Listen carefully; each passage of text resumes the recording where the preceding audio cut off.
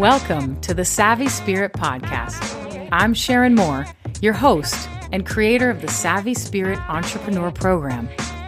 This podcast features conscious women entrepreneurs whose businesses are built on their unique gifts and are making the world a better place. You're going to learn about their journeys, their courage, their resilience, and their truth. So enjoy the show, feel the love, and get inspired.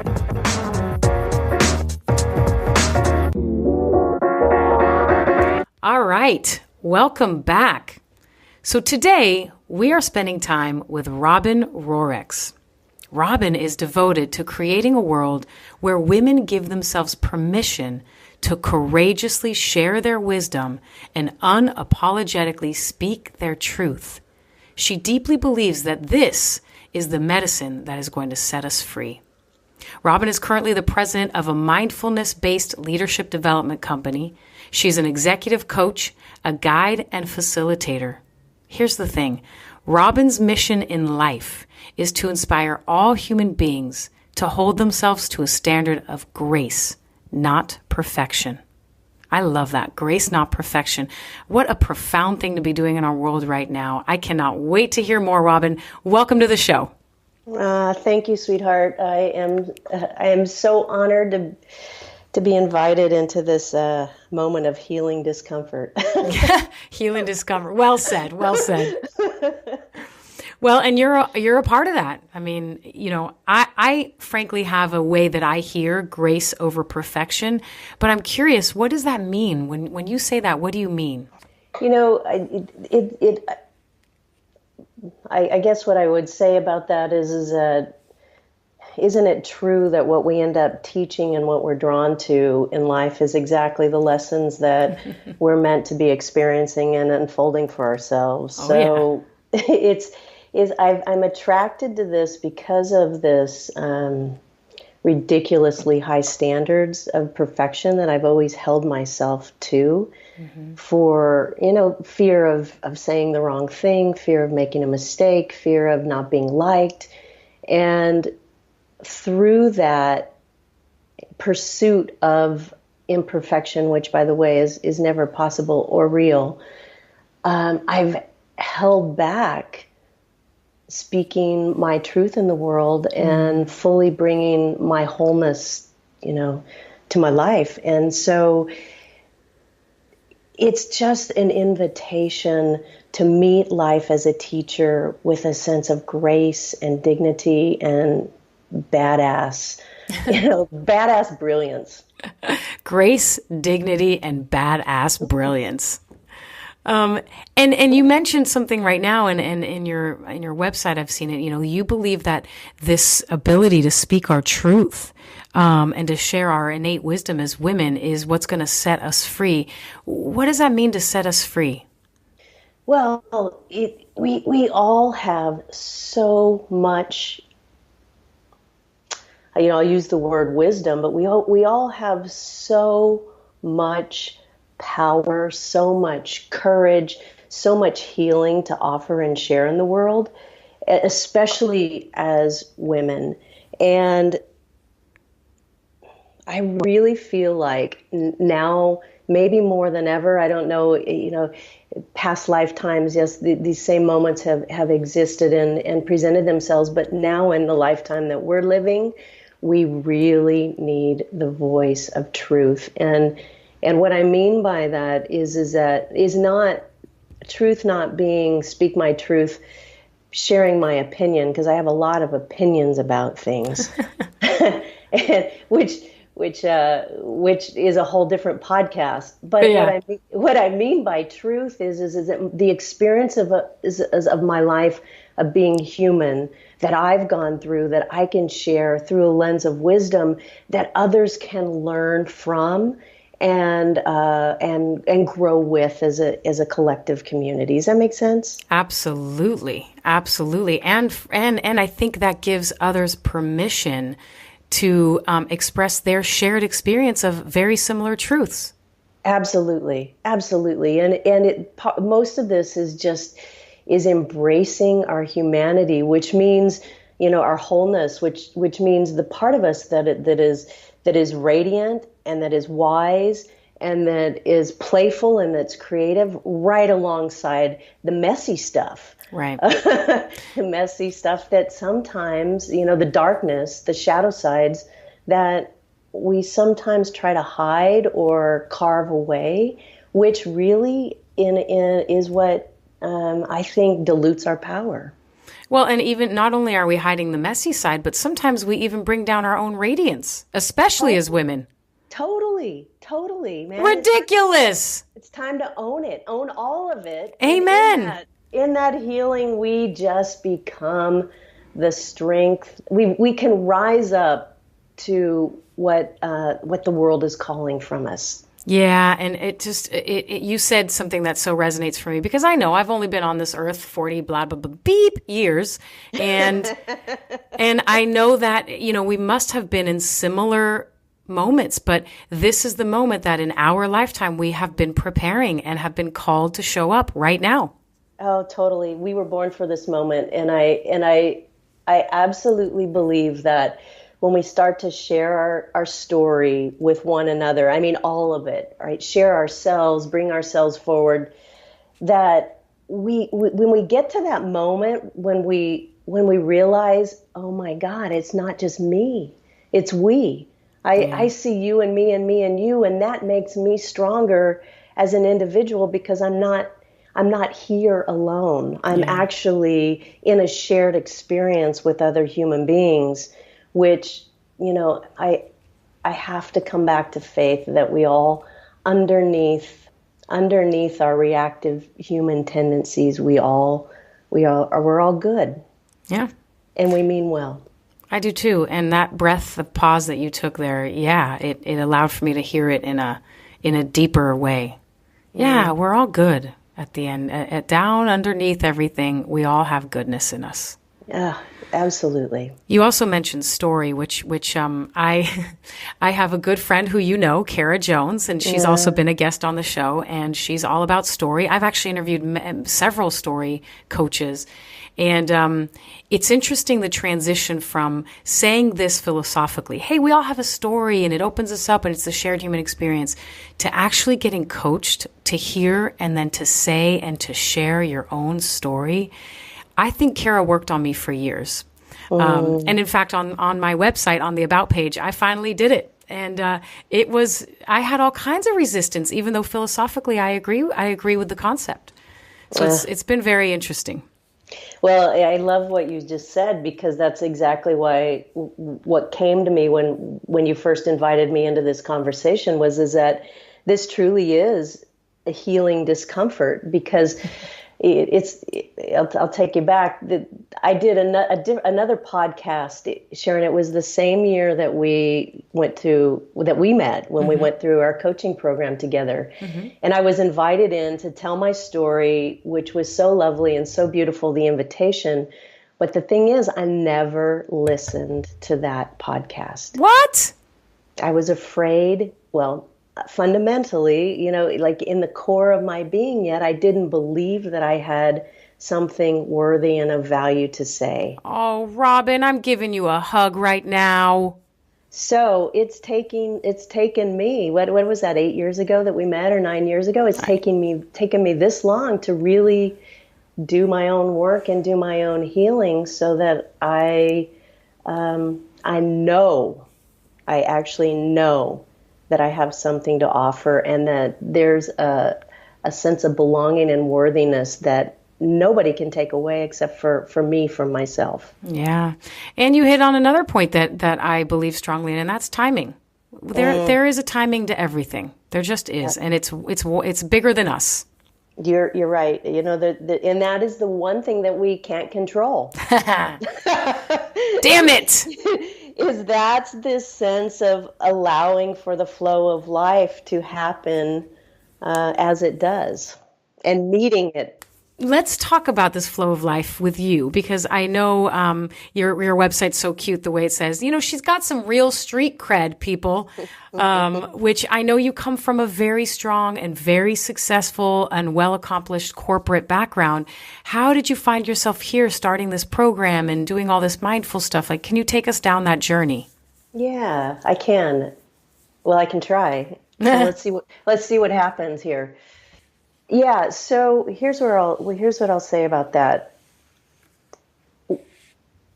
I think my whole life, one of the gifts that I'm acknowledging wholeheartedly these days is my capacity to listen deeply to what's calling me. So in my younger days, right out of college, the one thing, and in college, actually, as a young girl, the one thing that I always loved was sport.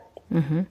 I played sport. I participated. I was a fan of, as an athlete, it in so many ways shaped who I am today. And so this passion for sport led me to wanting to work for Nike. Which was the only company that I would accept working for, because I loved everything about the brand, the mission, the vision, everything about it. And so I put my intention out in the world, and through the lens of what I was really passionate about, I eventually was invited to come into the family, and I worked at Nike for 20 years. Holy moly. I know, it's like in dog years, it's like, 50 lifetimes. Yeah.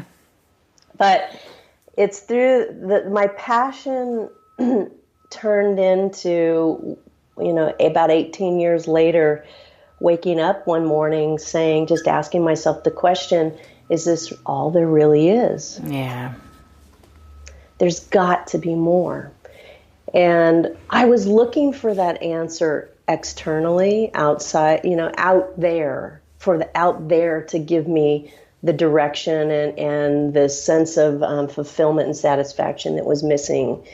And as I started asking that question, and as I went into it and stayed with it for a couple of years, really, what became very clear to me is that the answer to the question wasn't out there. What was missing was the connection to my own heart. And who I am as a woman and a human, and that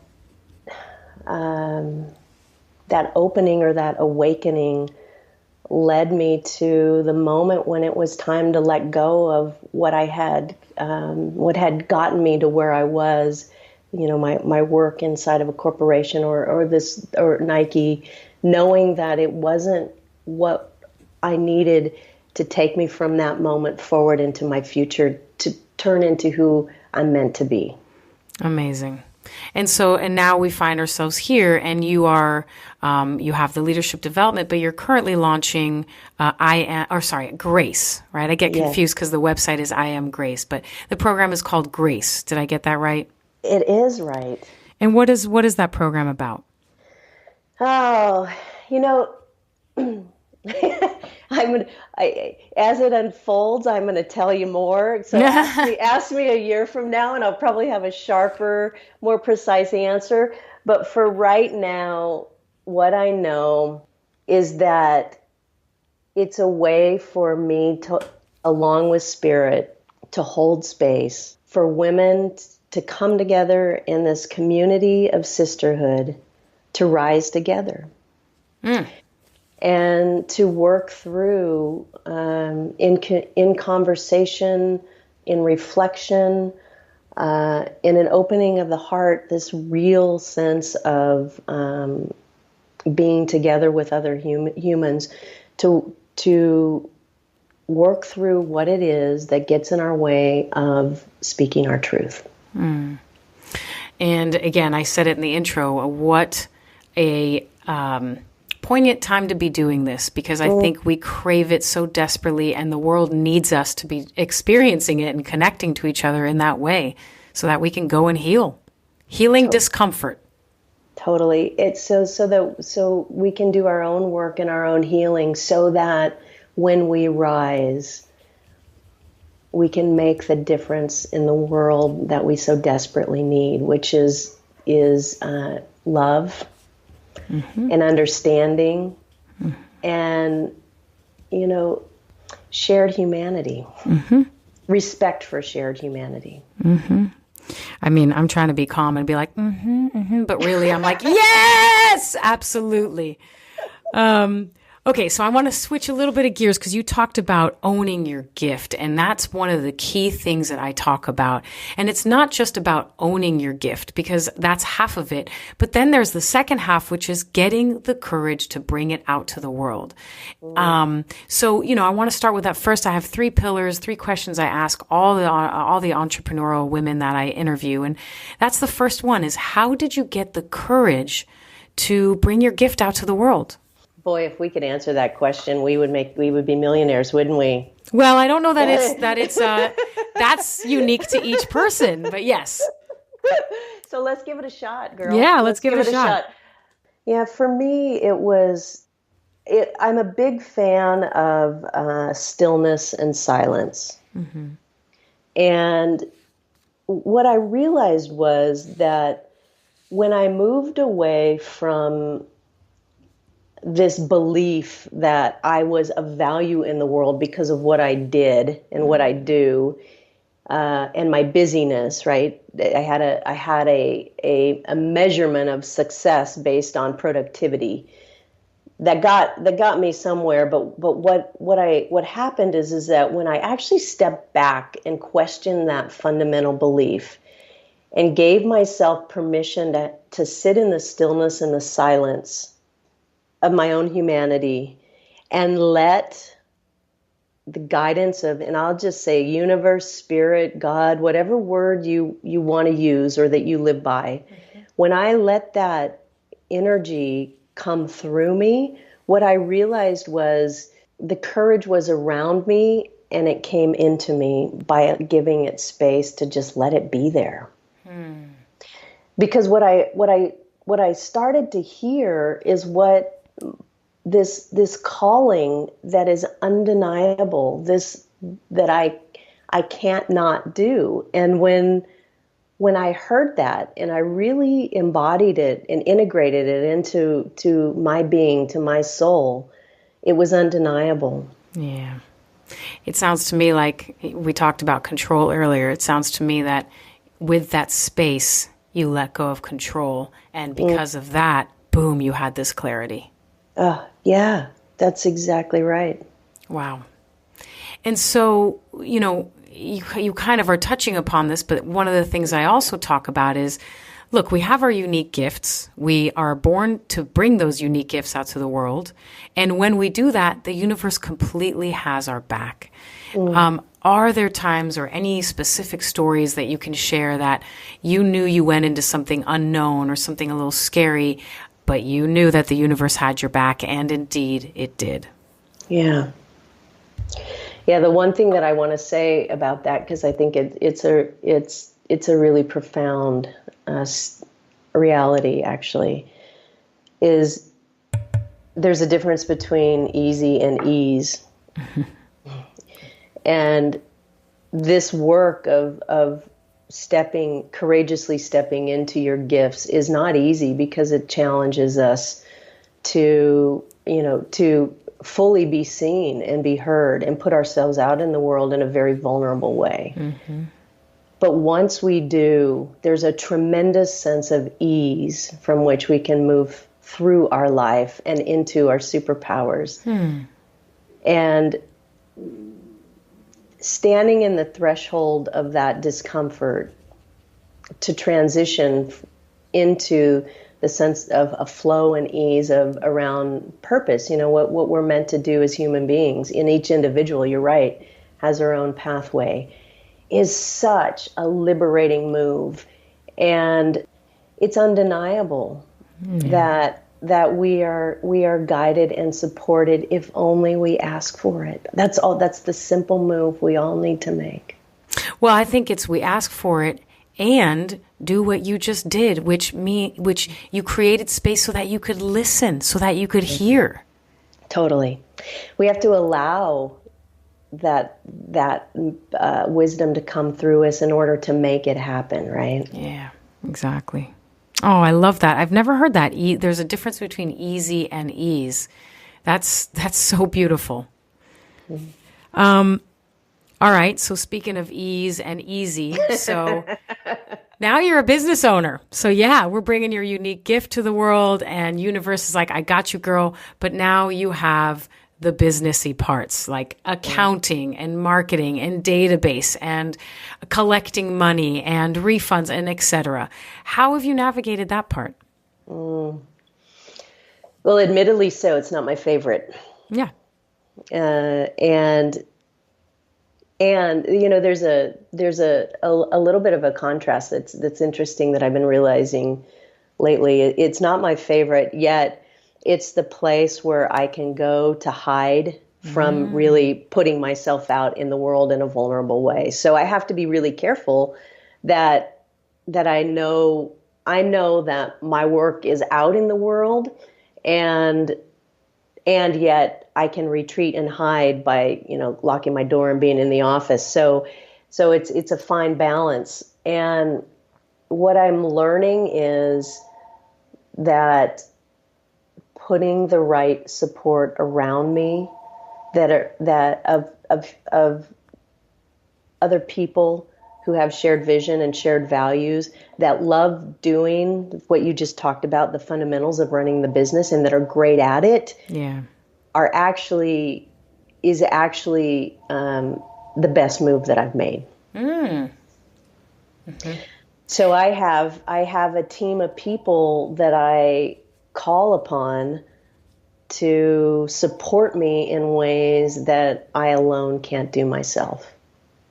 Yeah, and I think what you said about that's where I can hide, that is such an important thing for all of us to notice, that where we, so here you are stepping into this space of, listen, you are really going to see me, people. You're going to see the real me, and I, in return, am going to see the real you. And that's scary. Like you said, there might be ease from the universe, but it's not easy. And so we need to notice, when do we hide? Because like you said, it's an undeniable call you have. That's exactly right. And there's when I'm intentional about it and conscious about it, and know that I need to engage in radical self-care because I'm just tired or exhausted or depleted, and that I need to nourish myself. That's very different than me unconsciously and unintentionally distracting myself so that I'm avoiding, putting myself out there and really being seen. What I love about this, Robin, is that you're not just, when we first talked, you said we often teach what we need to learn, but you're not doing it in the role of I am teacher and you are student. You're doing it in the role of I'm constantly learning. And here, case in point, how you just talked about how you can hide there. That is a human being. That's where people are going to feel that shared human experience with you. Because you're aware. You notice when, I just went into hiding. What's going on? Oh, yeah. I really appreciate that, Sharon. Thank you for that reflection. And man, it is so true. I I fumble and I lash out and I'm reactive and I'm not so proud of myself so often, but what I'm learning is it's how I meet myself in those moments with a sense of compassion that gives me the resilience to get back in. Absolutely. Robin, let me ask you, if somebody wants to find more information about you, where do they go? How do they find you? How do they sign up? Tell us everything we need to know. Right, and I can answer the questions that I now realize that I didn't answer when you asked me about give me an example of when I have been supported by the universe. Yeah. So reach out to me, and here's how, and I'll answer that question if you're interested. You can go to my website. So this is why you're probably confused. So the website is i-am-grace.com. And I will just right here interject and say it is beautiful. I love the artwork, the colors, everything. It's so easy. I really, really love your website. Oh, thank you, sweetheart. That's a great example of surrounding myself with creative brilliance, and Gregoire, who did all the art for me, is just he's amazing and a dear friend. So that's my website. You can sign up for my Words of Wisdom from Grace if you want. You can also send me an email at robin@iamgrace.com. ROBIN. That's correct. I have one of those tricky last names, so I know to spell things like that. And it's also Robin in the same way, I-am-grace.com. All kinds of tricks with this. And the only reason it's that is because grace.com was not available. Oh, the dance of the URLs. I'm so familiar with it. That was the hardest part. We went through about 28,000 options before we found this one. Oh my God, don't I know it? It's like the savvy spirit. You are the savvy. Oh, I know all about it. Okay. What I was most bummed about is that there were 28,000 other people who had the idea before I did, but that's okay. We all own Grace now. We're all part of it. Hey, we're all part of the Grace movement. Exactly. Okay, so I want to bring this to a close. As much as I want to keep learning about you, I do want to bring this to a close. But I always like to offer the mic to all of the guests and let you share any words of wisdom or words of encouragement to our listeners. And our listeners are often going to be women who are entrepreneurial and spiritual and conscious as well. They may be just about to start. They may not have started yet. They may be 15 years in and they want to change and realign. What sort of words of wisdom would you like to share? So I have a couple ideas or a couple things that come up. First and foremost, because you are doing big, courageous work in the world, which is so important, is to acknowledge yourself. Acknowledge your needs. Acknowledge the ways in which you need to offer your own self care and tenderness and compassion. Because we're in this for the long run. This is about how do we fuel and nourish ourselves so that we can make an impact over our lifetime, not just as an event. The second thing that I would say, which has really helped me, and I haven't always been good at it, but I'm getting better, is to simply ask. Ask for the support that you need. And it is so crazy who has been waiting there to step in and hold you if we just ask for it. I love that visual, that people are actually waiting, eager, wanting for you to ask. Oh, Spirit is there with us all the time. And she and he and they have just been waiting for the invitation to step in. And As then it turns out. What's that? I'm sorry. As it turns out, they've been waiting. Yeah, they have. And then the last thing that I would offer is take action before you get it figured out. Because if we wait till we figure it out, the opportunity is past us. So I'm practicing every day of taking the action first of what I see and what I envision, putting it out there, and then figuring it out on the back end of how to make it happen. And if that isn't embodiment of grace rather than perfection, I don't know what is. So, thank you. Beautiful embodiment. Robin, thank you so much for being on the show. I am so excited to know that there are these beautiful programs that are helping more of us go deeper into our wisdom and our truth. And I too believe that that's what's going to make us free. So thank you so much for doing this work in the world. Thank you, sweetheart, for doing what you do. And I will close with my reflection, as I always do, which is it is such a treat to be able to bring amazing women like Robin of this caliber, of this integrity, of this level of spirit-led work. And I know it goes into your ears, into your heart, hopefully into action, and then making the world a better place. And I could not dream of a better way to use my unique set of gifts. So with that, I will close. We will see you next week. Thank you again, Robin, and good night, everybody. Thanks, everyone, for listening. I hope you feel inspired and connected and alive. And hey, if you enjoyed the show today, leave us a review.